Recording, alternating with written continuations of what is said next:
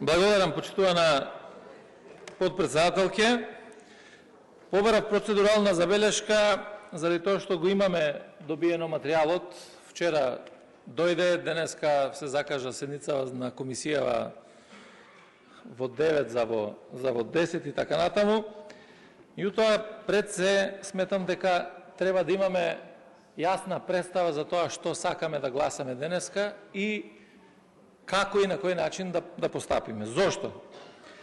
Овде имаме повикување на членовите од Уставот и од Деловникот кои што се однесуваат на меѓународен договор и во самиот договор стои дека преводот на двата текста е со исто значење.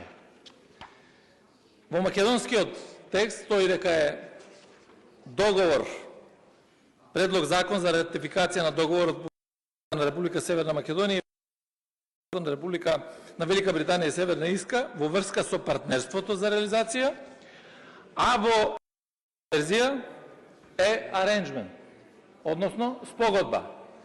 И не може да се толкува како меѓународен договор. Тоа е првата работа. Ако ги погледнеме двете верзии на случувањето на договорот, посебно ако ја видиме англиската верзија, потпишан договорот, ова е ништовен документ. Зошто е ништовен документ?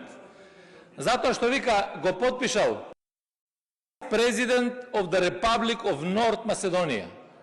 Значи, ние како држава немаме подпредседател на Република Северна Македонија. Последен беше Љупчо Георгиевски. Замина. А во македонската верзија стои дека потпишал заменик председател на владата на Република Северна Македонија.